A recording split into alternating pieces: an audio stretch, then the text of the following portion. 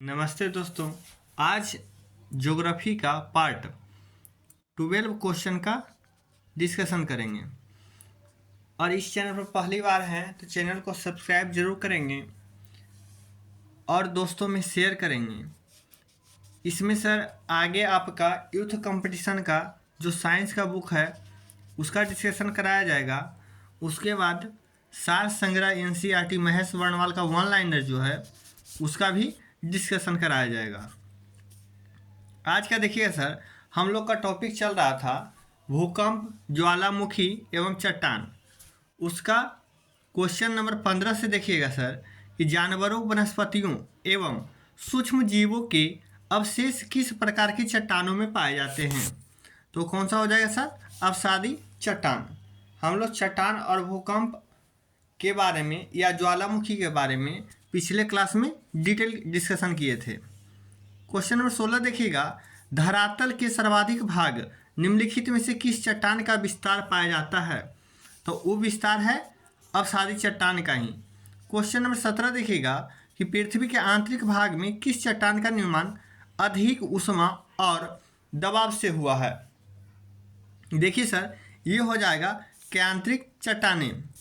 केंद्रिक चट्टानें क्या हुआ है सर? पृथ्वी के आंतरिक भाग में जो हुआ है इस चट्टान का निर्माण अधिक ऊष्मा और दबाव से हुआ है। क्वेश्चन नंबर 18 देखिएगा कि कोयला किस चट्टान में पाया जाता है। तो कोयला जो है परतदार चट्टान में पाया जाता है। क्वेश्चन नंबर 19 देखिएगा, पेट्रोलियम खनिज किस चट्टानों में पाया जाता है। तो पेट्रोलियम या खनिज जो है तो कौन सा चट्टान में पाया जाता है? तो प्राचीन संस्तृग इस चट्टाने में पेट्रोलियम पाया जाता है। क्वेश्चन नंबर देखिएगा 20, आग्नेय चट्टानों का निर्माण किससे होता है। तो गर्म लावा के ठंडा होने से होता है। आग्नेय चट्टान का निर्माण गर्म लावा जो होता है उसके ठंडा होने से होता है।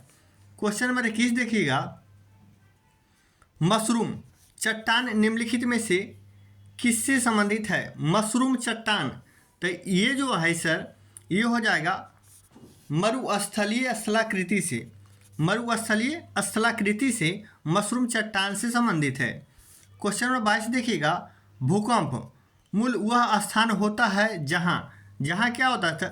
तो जहाँ देखिएगा भूकंप की उत्पत्ति होता है वह भूकंप का मूल यानी फोकस का स्थान कहलाता है। Option number B. देखिएगा सर क्वेश्चन नंबर 23, सिस्मोग्राफ देखिएगा किससे मापने के लिए प्रयुक्त किया जाता है। तो ये भूकंपीय तरंगों को मापने के लिए सिस्मोग्राफ का यूज करते हैं। क्वेश्चन नंबर देखिएगा सर 24। तो क्वेश्चन नंबर 24 है, देखिएगा कि भूकंप में धरातलीय तरंगें कौन सी होती है। तो भूकंप में धरातलीय तरंगें एल तरंगें होती है। क्वेश्चन नंबर 25 देखिएगा कि पृथ्वी की आंतरिक संरचना की विश्वसनीय जानकारी प्राप्त करने का देखिए सबसे प्रमुख स्रोत है क्या। तो सबसे प्रमुख स्रोत है सर भूकंप विज्ञान। क्वेश्चन नंबर 26 देखिएगा, भूकंपों का प्रभाव महाद्वीपीय भागों के अतिरिक्त महासागरीय भागों पर भी पड़ता है और इससे महासागरों में भयंकर लहरें उत्पन्न होती है। इन लहरों को किस नाम से जाना जाता है। तो इस लहरों को सुनामी के नाम से जाना जाता है। भूकंपों के प्रभाव जो महाद्वीपीय भागों में अतिरिक्त महासागरीय भागों में भी पड़ता है, इसे महासागरों के भयंकर लहर उत्पन्न होता है जिसे क्या कहते हैं सर? इस लहरों को सुनामी के नाम से जाना जाता है। क्वेश्चन नंबर 27 देखिएगा, किस क्षेत्र में देखिएगा उन स्थानों को किसी भी क्षेत्र में उन स्थानों को मिलाने वाली रेखा जहां भूकंप एक साथ अनुभव किया जाता है क्या कहलाता है। तो वह कहलाता है सर सह भूकंप रेखा। कौन सा सर? सह भूकंप रेखा कहलाता है।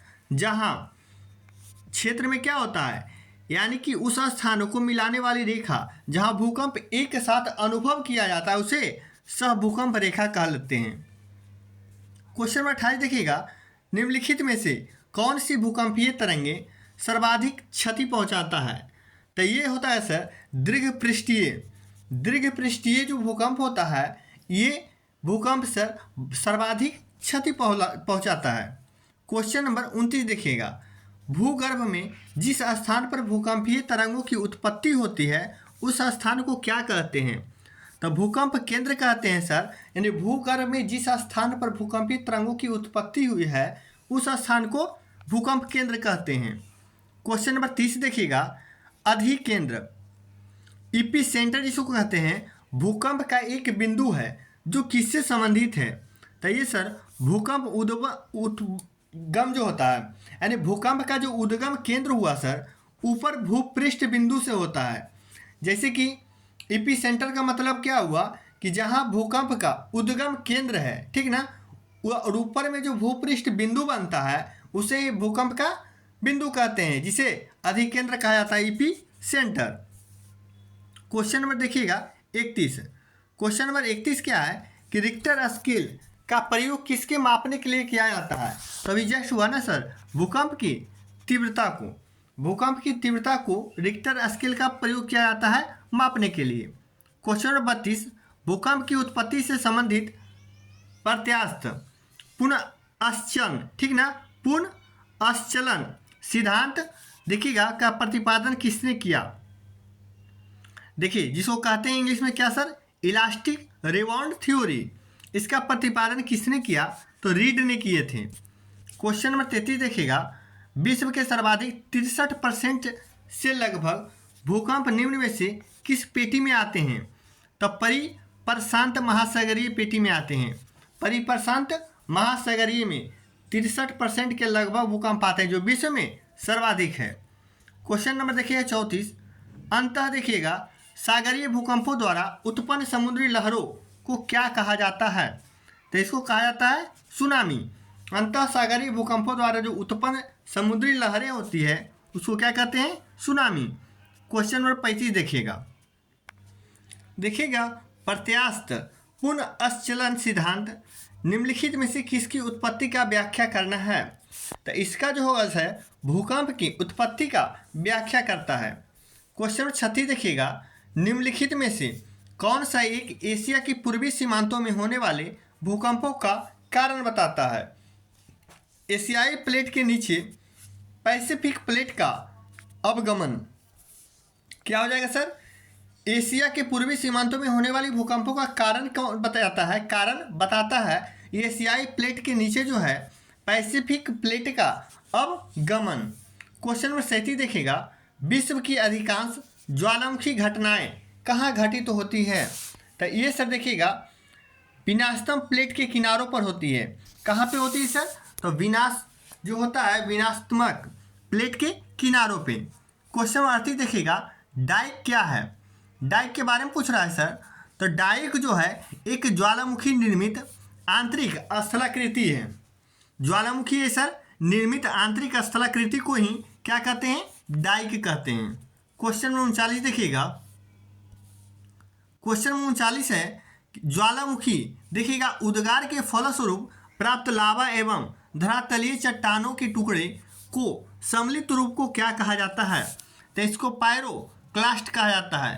पायरोक्लास्ट ज्वालामुखी उद्गार के फलस्वरूप प्राप्त लावा एवं धरातलीय चट्टानों के टुकड़े को सम्मिलित रूप से जो उत्पन्न उसे क्या कहते हैं सर? तो पायरोक्लास्ट कहते हैं। क्वेश्चन नंबर 40, विश्व में सर्वाधिक देखिएगा जागृत ज्वालामुखी यानी एक्टिव वोल्केनो कहाँ स्थित है? तो हो जाए सर प्रशांत महासागर के आसपास।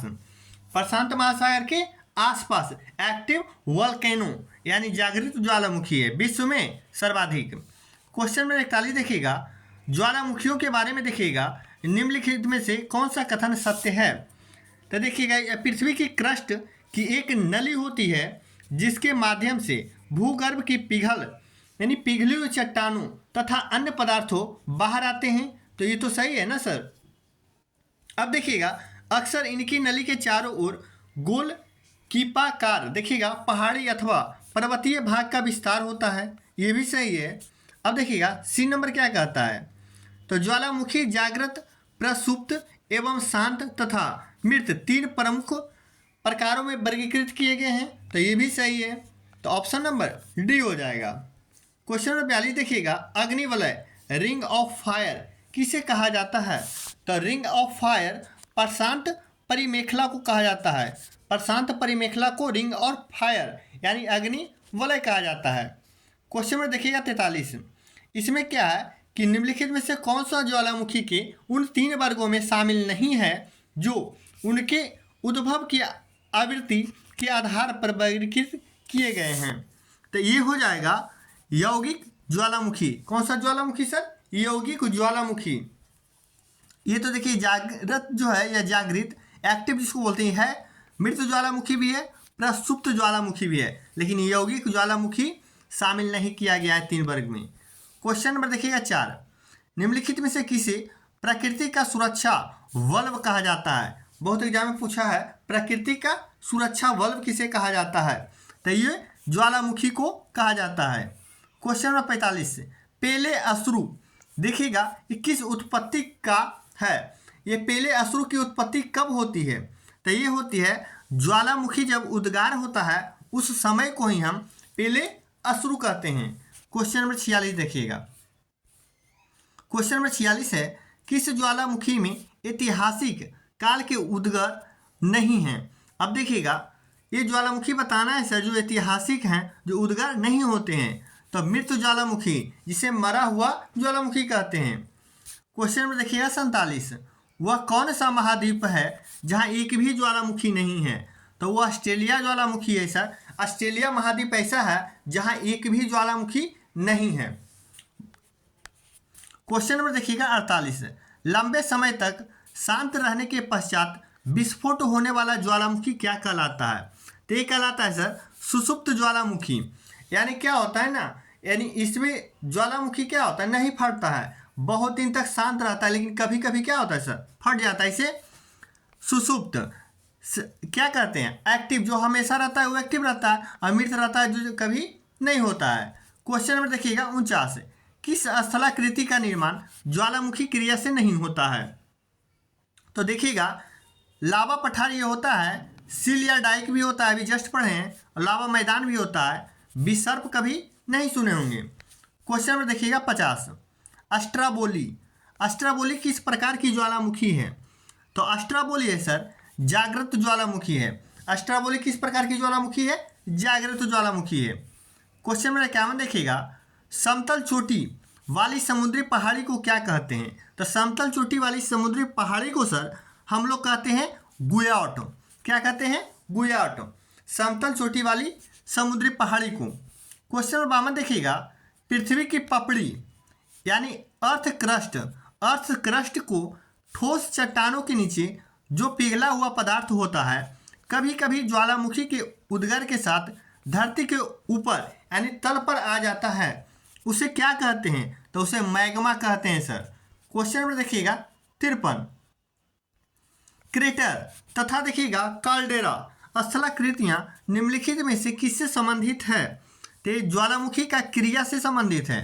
क्वेश्चन नंबर 54 देखिएगा। निम्नलिखित में से किस प्रकार की ज्वालामुखी की आकृति गोभी के फूल की जैसी होती है? तो ये होती है सर वल्केनियल तुल्य को।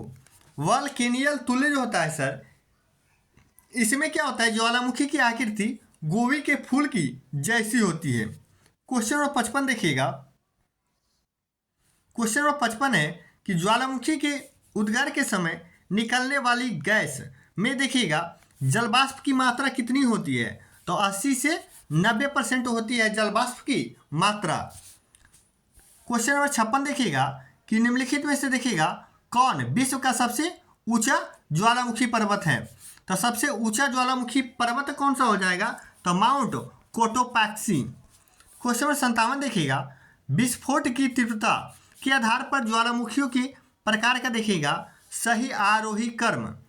अवरोही माने घटते सर, आरोही माने बढ़ते कम। बढ़ते क्रम में देखिए सबसे पहले आ जाएगा कौन आ जाएगा? हवाई तुल्य। देखिएगा हवाई तुल्य सब में है। उसके बाद आ जाएगा अस्ट्राबोली तुल्य। अस्ट्राबोली तुल्य इसमें भी है, देखिए इसमें भी है। अब आगे इसके बाद होता है सर वाल्केनियल तुल्य। वाल्केनियल तुल्य देखिए यहाँ है। उसके बाद पिलियल, क्या पिलियन तुल्य होगा? तो ऑप्शन नंबर बी देखिएगा सबसे पहले हवाई तुल्य, उसके बाद अस्ट्राबोली तुल्य, उसके बाद वाल्केनियल तुल्य, और सबसे लास्ट में होगा पिलियन तुल्य हो जाएगा। क्वेश्चन नंबर 58 देखिएगा। आपको धीमा लगेगा वीडियो सर, तो स्पीड बढ़ा लीजिएगा, क्वालिटी भी बढ़ा लीजिएगा, उसके बाद देख लीजिएगा।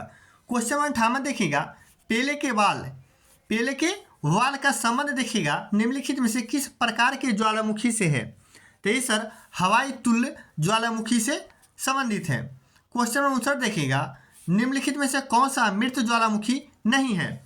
तो मृत ज्वालामुखी देखिएगा कौन नहीं है सर, तो इसमें देखिएगा चिम्बोरेज ये मृत ज्वालामुखी है। देखिएगा कोह सुल्तान ये भी मृत है, देम बंद ये भी है, लेकिन मौना लोआ जो है ये मृत ज्वालामुखी नहीं है।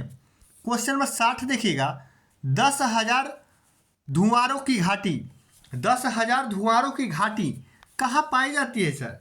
तो ये पाया जाता है अलास्का में। 10,000 धुआरों की घाटी कहाँ पाया जाता है, अलास्का में। क्वेश्चन नंबर 61 देखिएगा कि निम्नलिखित में से कौन सी ज्वालामुखी उद्भेदन के समय नहीं निकलती है। तो उद्भेदन के समय ऑक्सीजन से निकलती है, नहीं। ऑक्सीजन क्या है सर, नहीं निकलती है। कार्बन डाइऑक्साइड, हाइड्रोजन और अमोनिया ये सभी ज्वालामुखी क्या होता है, उद्भेदन के समय गैस निकलती है लेकिन ऑक्सीजन नहीं निकलती है।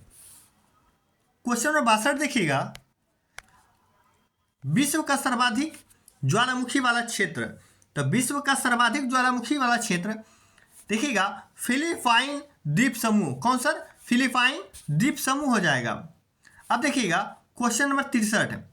क्वेश्चन नंबर 63 क्या है, मौना लोआ का उदाहरण है। जस्ट अभी हुआ ना सर कि मौना लोआ क्या है, मृत नहीं है। यह एक कैसी है सर, तो सक्रिय ज्वालामुखी है। मौना लोआ जो है मृत नहीं है, क्या है, सक्रिय ज्वालामुखी है। क्वेश्चन नंबर 64, पृथ्वी के अंतर्जात बालों का स्रोत निम्न में से कौन सा है। तो ज्वालामुखी उद्गार के समय जो होता है, अभी जस्ट पीछे हुआ था क्वेश्चन, उसको पृथ्वी का अंतर्जात बालों का स्रोत है। क्वेश्चन में देखिएगा 65, फ्यूजियामा किस देश का ज्वालामुखी पर्वत है। तो फ्यूजियामा सर जापान का क्या है, ज्वालामुखी है। क्वेश्चन नंबर 66 देखिएगा, निम्नलिखित में से कौन सा युग सुमेलित नहीं है। अब देखना है, एटना इटली में, तो हाँ सर। पोपा म्यांमार में है, तो हाँ पोपा म्यांमार में है। फ्यूजियामा जापान में अभी जस्ट हुआ है। अब देखिएगा तो कौन सा नहीं हो जाएगा सर, तो डी नंबर नहीं हो जाएगा। क्राकाटोआ मलेशिया में नहीं है। क्वेश्चन नंबर 67 देखिएगा, क्रेटर ज्वालामुखी छिद्र मुख्य देखिएगा मुख्यतः किस आकृति के होते हैं। तो ये कीपाकार, कौन सा सर, कीपाकार आकृति के होते हैं। क्वेश्चन नंबर 68 देखिएगा, निम्नलिखित में से सुमेलित देखिएगा नहीं है। तो स्वांत ज्वालामुखी के क्या, देमबंद ये सही है। जागृत ज्वालामुखी को अस्ट्राम्बोली ये सही है। प्रसुप्त ज्वालामुखी सर क्राकाटोआ, तो हाँ सर ये अभी जस्ट हुआ है। देखिएगा निष्क्रिय ज्वालामुखी एटना है, तो नहीं सर, एटना अभी जाए यूरोप का सबसे सक्रिय ज्वालामुखी है। निष्क्रिय नहीं है, ये गलत है। क्या है सर, सक्रिय ज्वालामुखी है एटना। जस्ट अभी हुआ है। एटना कहाँ है सर, तो एटना कहाँ है, इटली में है। क्वेश्चन नंबर 69 देखिएगा, विश्व का सर्वाधिक सक्रिय ज्वालामुखी। तो सबसे सक्रिय है किलाऊ। कौन सा सर, विश्व का सर्वाधिक सक्रिय ज्वालामुखी किलाऊ हो जाएगा। क्वेश्चन नंबर 70, निम्नलिखित में से किस प्रकार के ज्वालामुखी को पिलियन तुल्य ज्वालामुखी पी कहा जाता है। तो ये कौन सा हो जाएगा, विसुवियस। विसुवियस तुल्य को, इस प्रकार की ज्वालामुखी को पिलियन तुल्य ज्वालामुखी भी कहा जाता है। क्वेश्चन नंबर 71 देखिएगा, हाल ही के दिनों में देखिएगा सबसे विनाशकारी ज्वालामुखी में से किलाऊ ज्वालामुखी रहा। यह कहाँ स्थित है। तो ये सर हवाई द्वीप पे स्थित है। अब देखिएगा क्वेश्चन नंबर 72। क्वेश्चन नंबर 72 है कि निम्नलिखित में से किसे भूमध्य सागर का लाइट हाउस कहते हैं। बहुत इंपॉर्टेंट क्वेश्चन है सर, VVI ये है, पूछा हुआ है कि देखिएगा किसे भूमध्य सागर का लाइट हाउस कहते हैं। तो सिसिली का अस्ट्राम्बोली, सिसिली का अस्ट्राम्बोली को भूमध्य सागर का लाइट हाउस कहा गया है। क्वेश्चन नंबर 73 देखिएगा, विश्व में अधिकांश सक्रिय ज्वालामुखी कहाँ पाए जाते हैं। तो नवीन मोरदार पर्वतीय क्षेत्र में पाए जाते हैं। विश्व का अधिकांश सक्रिय ज्वालामुखी नवीन मोरदार पर्वतीय क्षेत्र में पाया जाता है। क्वेश्चन नंबर 74 देखिएगा, निम्नलिखित में से किस प्रकार के ज्वालामुखी में सर्वाधिक विस्फोटक उद्गार होता है। तो होता है पिलियन तुल्य में। इस प्रकार के ज्वालामुखी में सर्वाधिक विस्फोटक उद्गार होता है। क्वेश्चन नंबर 75 देखिएगा, अग्नि चट्टान के लिए निम्नलिखित में से कौन सा देखिएगा, कौन सा कहानी सत्य है? कौन सा देखिएगा कथन क्या है सर? कहानी यहाँ लिखा हुआ है कथन होगा, ठीक ना। कौन सा कथन क्या है सर? सत्य है, यानी सही है। अब देखिएगा, उनमें पुराजीवाश्म बहुत कम होते हैं। नहीं सर, ये नहीं होते हैं। वे जल के लिए सरंध्र होती है, तो नहीं। ऑक्सीजन पाया जाएगा तब तो, ऑक्सीजन तो पाया नहीं जाता है। देखिएगा, वे क्रिस्टलीय तथा अक्रिस्टलीय दोनों होती है, तो हाँ, यह क्रिस्टलीय भी होती है और अक्रिस्टलीय भी होती है। क्वेश्चन नंबर 76 देखिएगा, निम्नलिखित में से कौन सा युग्म सुमेलित नहीं है, यानी गलत है? देखिएगा, माउंट रेनियर संयुक्त राज्य अमेरिका, ये सही है, तो हाँ सर ये सही है। एटना कनाडा, अभी जस्ट बताया ना सर, एटना कहाँ हो जाएगा? तो एटना हो जाएगा इटली का एक द्वीप है। देखिएगा, ये क्या है सर? गलत हो गया। अब पैरेकुटिन मैक्सिको ही सही होगा, ताल फिलीपींस ये भी सही हो जाएगा। क्वेश्चन नंबर 77 देखिएगा, संयुक्त राज्य अमेरिका के दक्षिण देखिएगा कैलिफोर्निया में स्थित मृत घाटी यानी डेथ वैली निम्नलिखित में से किसका उदाहरण है? तो ये सर रिफ्ट घाटी का उदाहरण है। मृत घाटी दक्षिण अमेरिका के दक्षिणी भाग में जो कैलिफोर्निया में स्थित है मृत घाटी, वह किसका उदाहरण है सर? रिफ्ट घाटी का उदाहरण है। अब देखिए सर, इसका टॉपिक आगे आ गया है पर्वत, पठार और मैदान। पर्वत और पठार सर एक जैसा होता है। यह देखिएगा पर्वत धरातल के ऊपर उठा हुआ होता है, ठीक ना, लेकिन समुद्र तल से कम 600 मीटर ऊंचा होना चाहिए। कम से कम कितना सर? 600 मीटर ऊंचा होना चाहिए। और मैदान क्या होता है सर? मैदान देखिएगा, यह धरातलीय उच्चावच के द्वितीय श्रेणी में आता है। कितनी श्रेणी में? द्वितीय श्रेणी का उदाहरण है। मैदान समुद्र तल से ऊपर या नीचे दोनों हो सकता है। इसका ढाल सर मंद एवं समुद्र की ओर मंद होता है। देखिएगा, एक बहुत बढ़िया क्वेश्चन पूछा गया है सर एग्जाम में, हर एग्जाम में पूछा जाता है कि देखिएगा, सभ्यता का पालना या झूला, सभ्यता का पालना या झूला किसे कहते हैं? तो मैदान को सभ्यता का पालना या झूला कहते हैं। मैदान सर विश्व के कुल क्षेत्रफल का लगभग 41% भाग पर मैदान का विस्तार है। मैदान बहुत प्रकार के होते हैं सर, क्वेश्चन आगे देखेंगे। देखिएगा, इसका पहला क्वेश्चन है सर कि पर्वत और घाटियाँ देखिएगा किस संचालन से बनता है? तो ये क्षैतिज संचालन से बनता है। कौन सा संचालन सर? क्षैतिज संचालन से बनता है। क्वेश्चन नंबर 2 देखिएगा, सुमेलित करने के लिए दिया हुआ है कि सुमेलित कीजिए। अब देखिएगा, अवशिष्ट पर्वत जो है ये नीलगिरी, इसका क्या है उदाहरण? ज्वालामुखी पर्वत देखिएगा, तो ये मौना लोआ है जो ज्वालामुखी पर्वत है।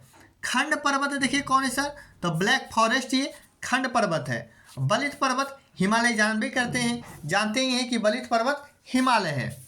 क्वेश्चन नंबर देखिएगा 3।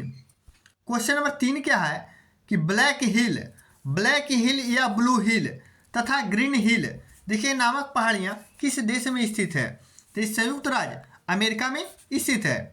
क्वेश्चन नंबर देखिएगा 4, जो पठार चारों ओर पर्वतमालाओं द्वारा घिरे होते हैं क्या कहलाते हैं?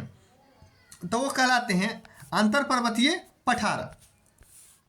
क्वेश्चन नंबर 5 देखिएगा, विश्व में उत्पन्न होने वाली फसलों तथा खाद्य वस्तुओं का लगभग कितना प्रतिशत भाग मैदानों में उपजाऊ होता है? उपजाया जाता है कितना परसेंट सर? तो ये 85% उपजाया जाता है। लेकिन अभी जस्ट बताए थे कि अगर पूछेगा कि विश्व के कुल क्षेत्रफल का लगभग कितना परसेंट भाग पर मैदान है, तो कितना परसेंट हो जाएगा सर?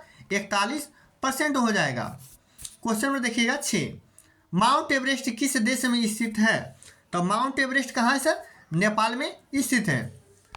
क्वेश्चन नंबर 7 देखिएगा, क्वेश्चन नंबर 7 है मिलान करने के लिए दिया हुआ है अरावली पर्वत। देखिएगा एक क्या उदाहरण सर? तो अवशिष्ट पर्वत का उदाहरण है। देखिएगा ब्लैक फॉरेस्ट ये किसका उदाहरण है? तो ये ब्लॉक पर्वत का उदाहरण है। माउंट कोटोपैक्सी ये सर ज्वालामुखीय पर्वत है। और आल्पस क्या है? एक बलित पर्वत है। क्वेश्चन नंबर 8 देखिएगा, निम्नलिखित में से देखिएगा कौन एक पर्वत देखिएगा पर्वत द्वीप पठार है? पर्वत द्वीप पठार कौन सा है सर? तो ये हो जाएगा पेंटागोनिया का पठार जो एक पर्वत द्वीप ये पठार है। क्वेश्चन नंबर 9 देखिएगा, लोएस पठार कहाँ स्थित है? तो लोएस पठार जो है चीन में स्थित है। क्वेश्चन नंबर 10 देखिएगा, निम्नलिखित में से किसे विश्व का छत कहा जाता है? तो पामीर का पठार को विश्व का छत कहा जाता है। क्वेश्चन नंबर 11 देखिएगा, काष्ठ मैदान, काष्ठ मैदानों में यत्र तत्र स्थित अवशिष्ट टीलों को क्या कहा जाता है? तो इसको जो कहा जाता है सर मोनोडनॉक। क्या कहा जाता है? मोनोडनॉक। काष्ठ मैदान के यत्र या तत्र स्थित अवशिष्ट टीलों को कहा जाता है मोनोड नॉक कहा जाता है, मोनोड नॉक। क्वेश्चन नंबर 12 देखिएगा, निम्नलिखित में से देखिएगा पर्वतों में से कौन सी जर्मनी में अवस्थित है? तो जर्मनी में सर ब्लैक फॉरेस्ट, तो हाँ सर अभी जस्ट पढ़े ना इससे पहले कि ब्लैक फॉरेस्ट कहाँ है? जर्मनी में अवस्थित है। क्वेश्चन नंबर 13, पोतवार पठार देखिएगा निम्नलिखित में से किस देश में स्थित है? तो ये देखिएगा सर बहुत एग्जाम इंपॉर्टेंट है कि पोतवार का पठार जो है पाकिस्तान में स्थित है। क्वेश्चन नंबर 14 देखिएगा, क्वेश्चन नंबर 14 क्या कह रहा है कि स्थल मंडल, ठीक ना, स्थल मंडल के कुल क्षेत्रफल के कितने प्रतिशत भाग पर देखिएगा पर्वतों का विस्तार पाया जाता है?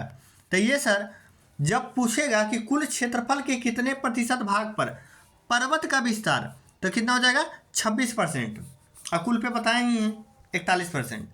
देखिएगा हिमालय की उत्पत्ति किस देखिएगा भूसन्नति से हुई है?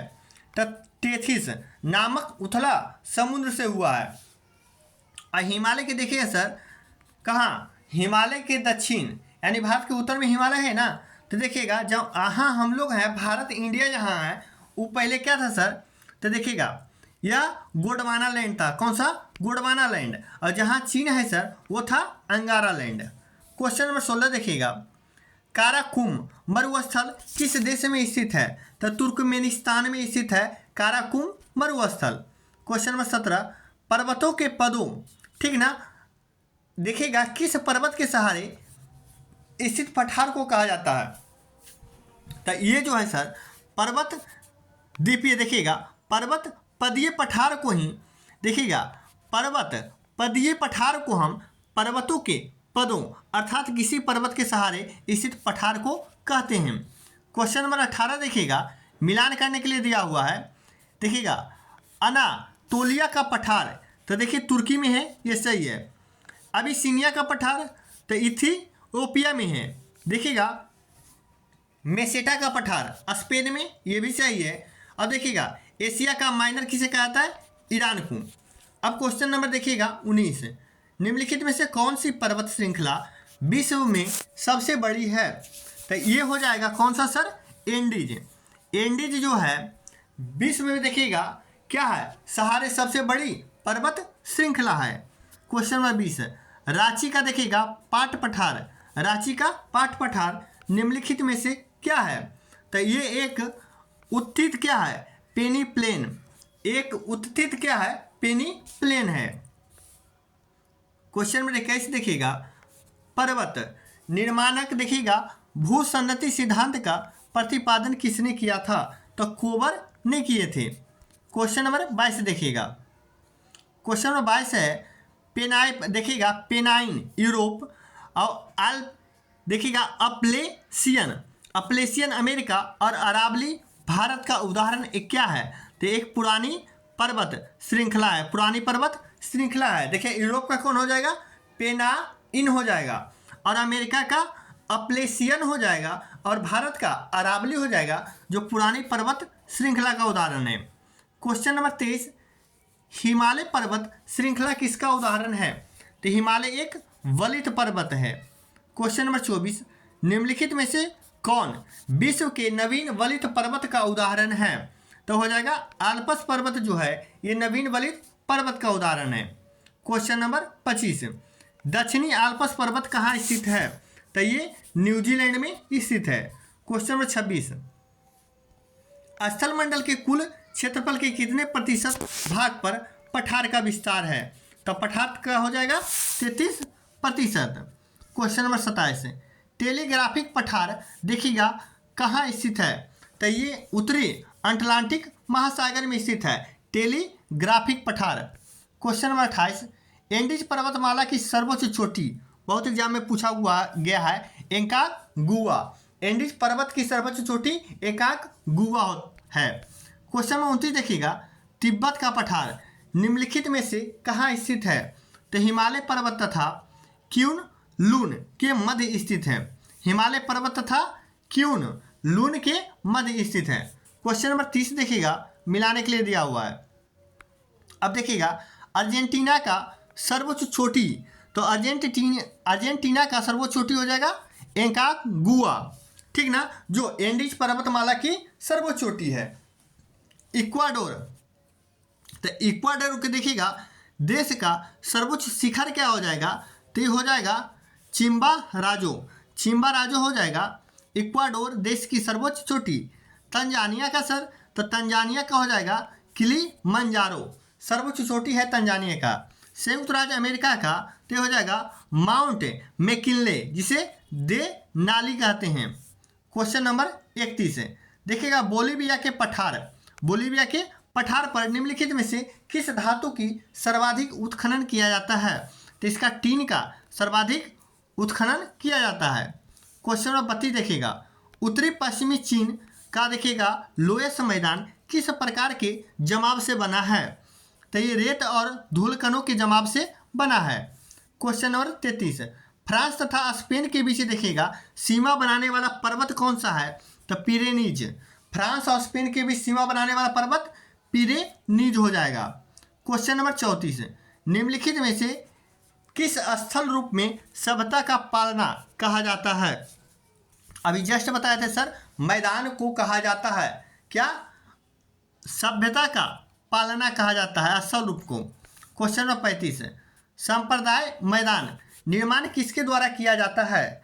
तो ये निर्माण किया जाता है नदी के द्वारा, संप्रदाय मैदान का निर्माण होता है। क्वेश्चन नंबर 36, निम्नलिखित में से पर्वत में कौन देखिएगा राइन नदी के किनारे अवस्थित है? तो राइन नदी के किनारे ब्लैक फॉरेस्ट स्थित है। क्वेश्चन नंबर 37, क्वेश्चन नंबर 37 क्या कहता है? पर्वतों की उत्पत्ति से संबंधित रेडियो सक्रियता सिद्धांत का प्रतिपादन किसने किया? तो जॉली ने। कौन सर? जॉली ने किए थे। क्वेश्चन नंबर 38, कौन सा पर्वत महाद्वीपीय विभाजन के रूप में जाना जाता है? महाद्वीपीय विभाजन के रूप में जाना जाता है रॉकीज पर्वत। क्वेश्चन नंबर 39, निम्नलिखित में से देखिएगा किस पठार को अंतर पर्वतीय पठार की श्रेणी में नहीं रखा जाता है? तो ये हो जाएगा छोटा नागपुर पठार को जो है ये अंतर पर्वतीय पठार की श्रेणी में नहीं रखा जाता है। बाकी तिब्बत का पठार, बोलीविया का पठार, मैक्सिको का पठार ये अंतर पर्वतीय पठार का श्रेणी में रखा जाता है। क्वेश्चन नंबर 40, विश्व का सर्वाधिक ऊंचा पठार देखिएगा निम्नलिखित में से कौन सा है? तो ये कौन सा हो जाएगा सर? क्वेश्चन नंबर देखिएगा 40, तिब्बत का पठार जिसे विश्व का छत कहा जाता है। क्वेश्चन नंबर 41, पठारी क्षेत्र में देखिएगा निम्नलिखित में से कौन सा खनिज पाया जाता है? तो कौन सा पाया जाता है सर? तो ये पाया जाता है खनिज तेल। खनिज तेल जो है पठारी क्षेत्र में खनिज पाया जाता है। क्वेश्चन नंबर 42 देखिएगा, ये भौगोलिक लक्षण और प्रदेश है। भौगोलिक लक्षण में देखिएगा इसमें कह रहा है कौन सा सुमेलित है, यही ना कि हाँ सर देखिएगा, हाँ कह रहा है निम्नलिखित में से युग में से कौन सा सही सुमेलित है, यानी एक ही सही है बाकी सब गलत है। तो देखिएगा एबीसीनिक पठार अरब में है, नहीं सर ये गलत है, ये इथियोपिया में ऑस्ट्रेलिया में है। कहाँ? इथियोपिया ऑस्ट्रेलिया में है। अब देखिएगा एटलस पर्वत उत्तर पश्चिमी अफ्रीका में है, तो हाँ सर यही तो सही है। एटलस जो पर्वत है उत्तर पश्चिमी अफ्रीका में है। बाकी खनिज तेल दक्षिण अफ्रीका ये भी गलत है, और मैग्नीज पेंटागोनिया ये भी गलत है। सही एक ही हुआ एटलस पर्वत जो उत्तर पश्चिमी अफ्रीका में है। क्वेश्चन नंबर 43 देखिएगा, हसन मोहक घाटी कहाँ स्थित है? तो ये स्थित है सर कनाडा में। हसन मोहक घाटी कनाडा में स्थित है। क्वेश्चन नंबर 44, एटलस पर्वत देखिएगा किस युग की पर्वत निर्माणकारी घटना से संबंधित है? तो ये हो जाएगा टर्शियरी। कौन सा? टर्शियरी घटना से संबंधित है ये एटलस पर्वत। क्वेश्चन नंबर 45 देखिएगा, निम्न पर्वतों में से कौन टर्शियरी पर्वतकरण का परिणाम नहीं है। अब देखिएगा कुन तो है सर, आल्पस भी है, अब देखिएगा एंडेज भी है, लेकिन अपलेशियन जो है टर्शरी पर्वतीयकरण का परिणाम नहीं है। क्वेश्चन नंबर देखिएगा 46, क्वेश्चन नंबर 46।